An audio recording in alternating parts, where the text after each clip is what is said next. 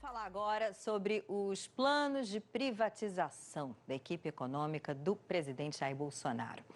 Daqui a pouco, o ministro Paulo Guedes vai dar detalhes sobre a lista de empresas que devem passar por esse processo. Entre elas estão os Correios e a Casa da Moeda. Assunto, então, para o João Borges, também lá de Brasília, falando do nosso estúdio. Oi, João. Boa tarde para você. O presidente Bolsonaro disse hoje cedo que está pensando em parcerias de investimentos, né, chamadas PPIs e tal. E isso é diferente de privatização. O que está no horizonte? Boa tarde, Leila. Boa tarde a todos. Olha, essas empresas, para entrar no programa de privatização, elas vão ter esse programa de parceria de investimento. E aí, você pode ter a privatização com a venda total da empresa, ou você pode também ter uma venda parcial dessa empresa com o governo deixando de ser o controlador, ou seja, de ser o acionista majoritário. É o caso, por exemplo, da Eletrobras. O modelo que está em estudo é basicamente o seguinte: hoje, a Eletrobras que tem ação em bolsa, mas o governo, o Tesouro Nacional, é o controlador, tem mais de 50% das ações. A ideia é lançar novas ações, o Tesouro Nacional não comprar ações, ou seja, não entrar comprando essas novas ações que serão lançadas pela empresa, e essas ações seriam compradas pelo setor privado de uma maneira diversificada, de tal maneira que não haveria um único controlador. Chamaria isso, portanto, de uma corporate, uma corporação, vários donos dirigindo e comandando a empresa.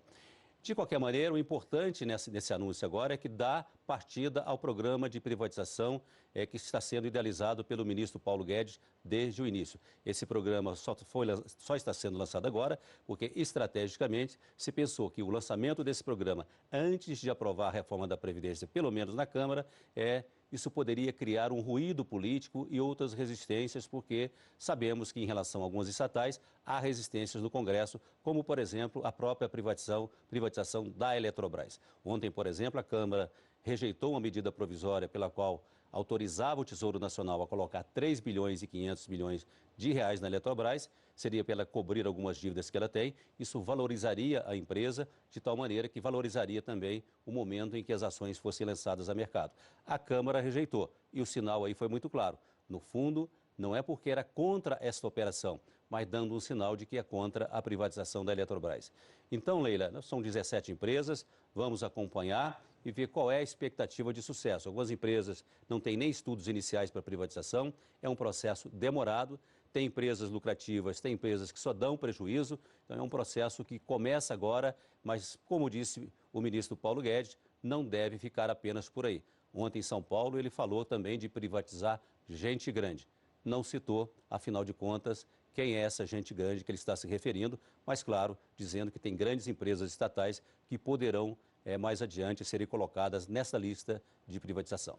E grandes projetos aí estão sob uma interrogação esperando isso ser definido. Eu entrevistei outro dia o presidente da Eletronuclear, por exemplo, ele disse, olha, a gente não tem dinheiro, a gente vai ter que fazer parceria com a iniciativa privada. Como a gente vai resolver isso? Talvez com PPI, talvez com uma parceria de investimento envolvendo a própria empresa-mãe, a holding, que é a Eletrobras. Então, vamos ver o que acontece. Obrigada, João. Exatamente. Só uma coisinha mais, Leila. Diga.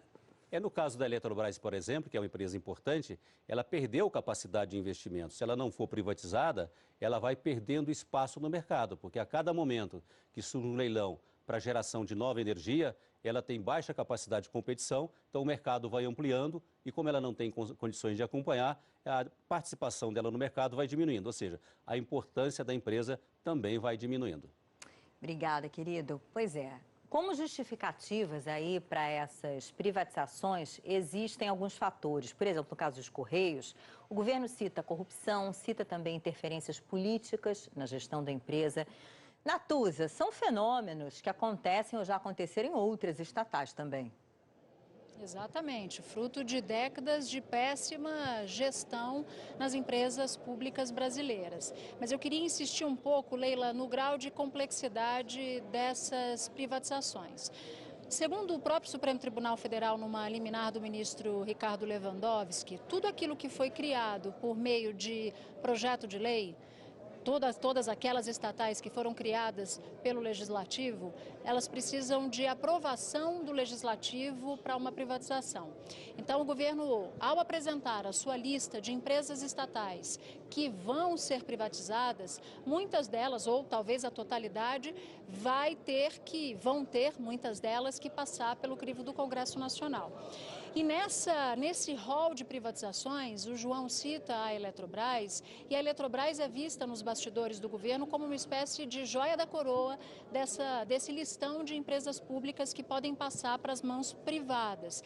Isso porque a própria Eletrobras exige anualmente um aporte muito alto de dinheiro, com baixíssima capacidade de investimento. Então, a Eletrobras está pesando muito no bolso do governo. Como tem um teto de gastos que limita gasto público e uma baixa arrecadação em razão da desaceleração da economia, a Eletrobras, que já era um problema no passado, passou a ser um problemão agora. Qual é a dificuldade? A Eletrobras é uma empresa pública com altíssimo grau de dificuldade de tramitação. O que o governo está jogando? Está querendo fazer o que um importante interlocutor do Ministério da Economia chamou de bem bolado. Qual é a maior resistência à privatização da Eletrobras? São as bancadas no Congresso, do Nordeste, do Norte e de Minas Gerais. O que o governo promete para essas bancadas ou espera prometer para essas bancadas a ponto de convencê-las a não barrar a tramitação e a aprovação da privatização? É criar ou turbinar políticas sociais que atinjam Norte, Nordeste e Minas Gerais para poder compensar uma mudança, compensar uma privatização do sistema Eletrobras. Então, essa é a moeda de troca com que setores do governo estão trabalhando para reduzir as resistências aqui no Congresso Nacional.